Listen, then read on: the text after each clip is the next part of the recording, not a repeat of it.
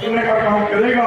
और जब वो आत्मा और परमात्मा में लीन होकर के अपने विचार को उनमें समो करके जब वो निर्णय लेगा, वो निर्णय वास्तव में ही ऐनक के निशान पर जाएगा और चौधरी अभय सिंह चौटाला जी के हक में होगा और हक में फैसला करोगे तो फिर कोई कमी नहीं। ये इलाहाबाद की जीत होगी, ये जिला सिरसा की जीत होगी, ये जीत होगी हरियाणा की और ये जीत होगी पूरे भारत की, पूरे देश की जीत होगी। आप सबका बहुत बहुत धन्यवाद। जय हिंद। भगत सिंह जी बदवा, भोजा राम जी मेहता, जसपाल सिंह जस्सा, श्री रामा सेठी, लखविंदर सिंह बराड़, सरदार पवन सिंह खोकर, महेश मोंगा, बबलू ग्रोवर अध्यक्ष पंजाबी वेलफेयर ट्रस्ट, ये सभी जहानाबाद की तरफ से भाई अजय सिंह जी का इस मंच के ऊपर हार्दिक स्वागत है, हार्दिक अभिनंदन है।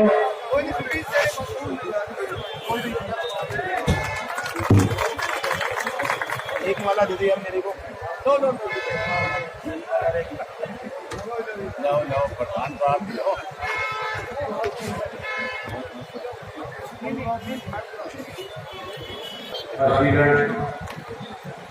मंच पे मेरे साथ बैठे हुए चौधरी भागीराम जी, अन्य पंजाबी समाज के सभी गणमान्य व्यक्तिगण, फैसला आपने करना है कि वोट किसके पक्ष में जाए। आज पिछले 2 वर्ष के अंदर से गठबंधन की सरकार बनी, देश के अंदर किस किस्म के हालात बने, कोरोना की आड़ में देश के प्रधानमंत्री ने इस कृषि प्रधान देश के उस अन्नदाता पे कृषि के 3 काले कानून भोग करके आज पिछले 11 महीने से लगातार उसको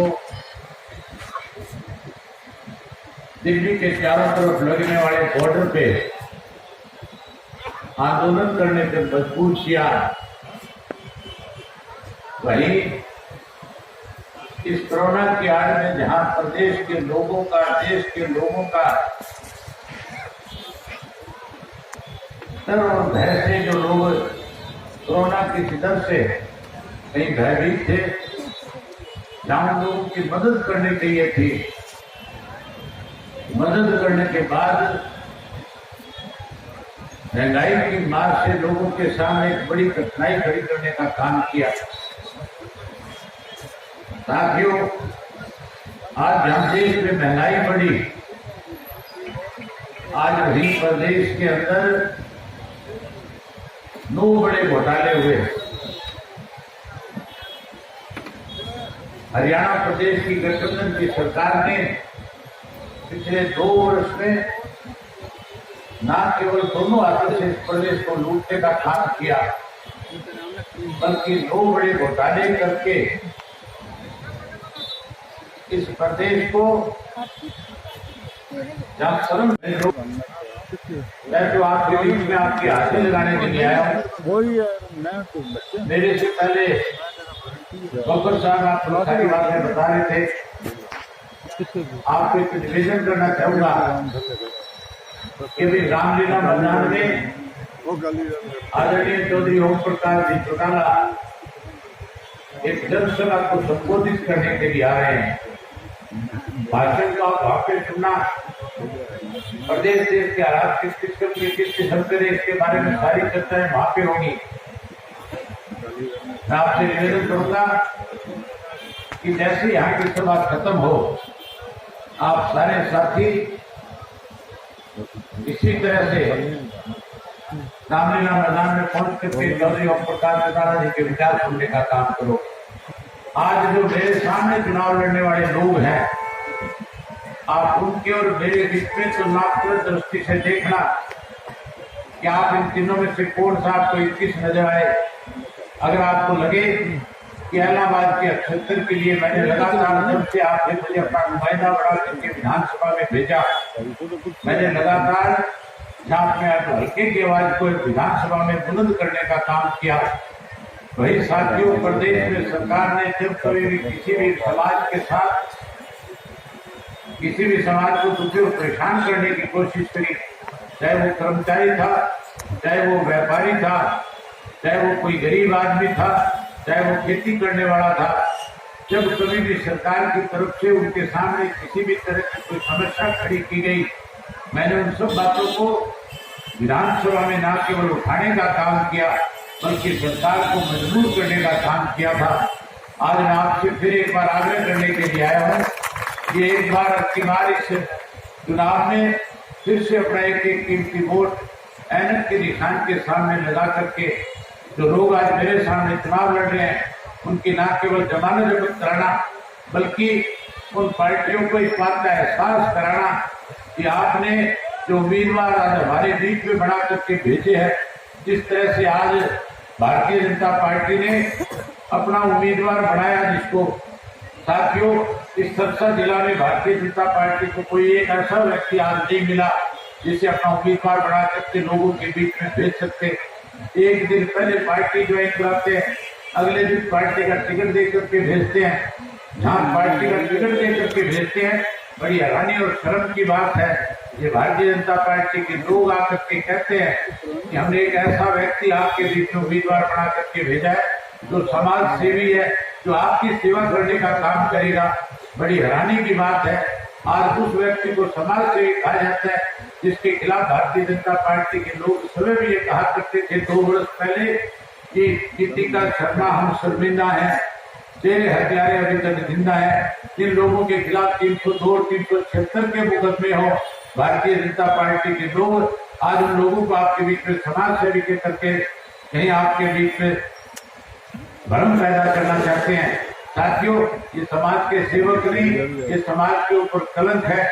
अगर ऐसे लोग अगर आपका कहीं वोट मांगते हैं तो ऐसे लोगों को सबक सिखाने का काम करना, या इनको सबक सिखाना नहीं। कांग्रेस पार्टी ने जिसको उम्मीदवार बनाया उसको आप पहले से ज्यादा किस तरह से जानते हो।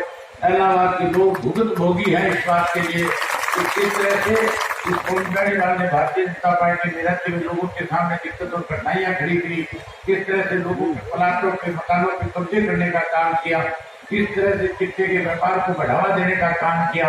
आप चाहते हो कि ऐसे लोगों से छुटकारा मिले तो फिर आने वाली 30 तारीख को एक मोड़ एनएच के बटन के सामने दबा करके इनकी जमानत जब्त कराना और मुझे हजारों वोटों से जिता करके भेजना।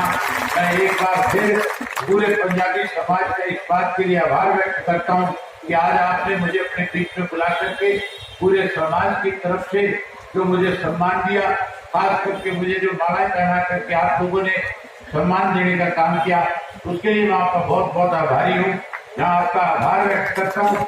मैं आपको विश्वास और भरोसा दिलाता हूँ कि जो विश्वास आपने मेरे प्रति व्यक्त किया है, मैं आपको विश्वास और भरोसा दिलाता हूँ कि आपके द्वारा दिए गए इस विश्वास को कभी गिरने नहीं दूंगा, इसको कभी कमजोर नहीं पड़ने दूंगा। आपके विश्वास को सदा सम्मान करूंगा। यही बात कह करके आपसे इजाजत दूंगा और आपसे मेरे बार प्रार्थना करता हूँ कि आप सब लोग यूं के यूं यहाँ से खड़े हो। मोहनलाल जी कामरा, पूर्व प्रधान राजकुमार जी गिरोत्रा, मोहनलाल जी किसान मंजीत दिंगड़ा जी, नरेंद्र सिंह जी निंदी, उज्जवल सिंह जी, राकेश बब्बर एडवोकेट।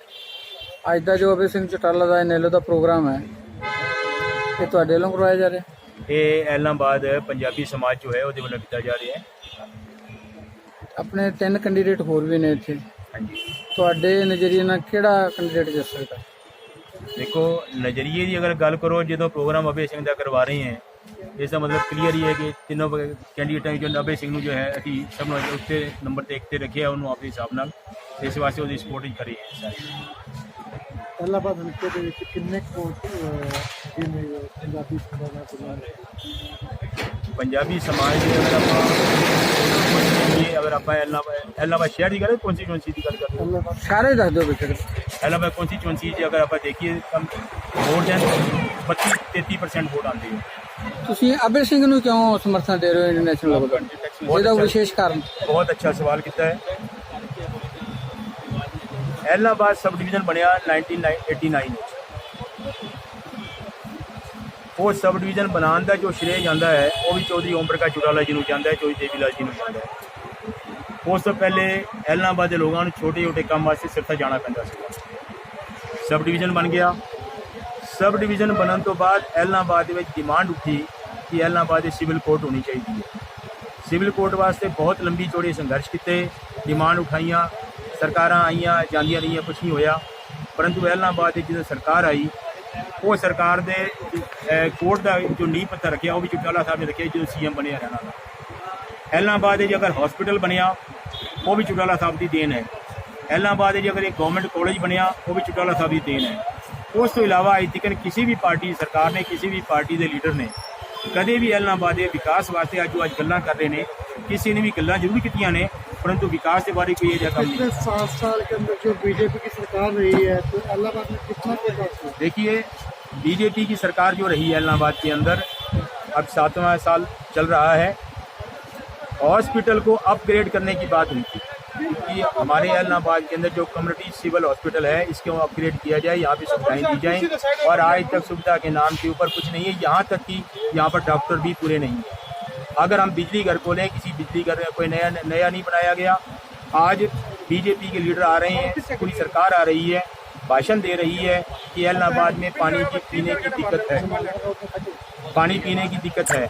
परंतु अब सवाल यहाँ पर ये उठता है, जब केंद्र में सरकार बीजेपी की, स्टेट में सरकार बीजेपी की और दूसरा प्लान चल रहा है और उसके बावजूद भी आज तक पानी जो पीने की दिक्कत है वो दूर क्यों नहीं हुई।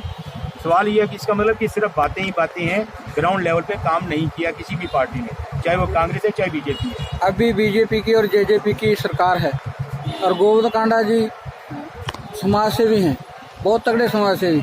ऐसे में ये सीट निकाल सकते हैं? देखिए, ऐसा है, कितनी की टक्कर देंगे? मैं बता रहा हूँ इसके बारे में। अगर भविष्यवाणी करनी, वो तो एक राजनीतिक मंच है।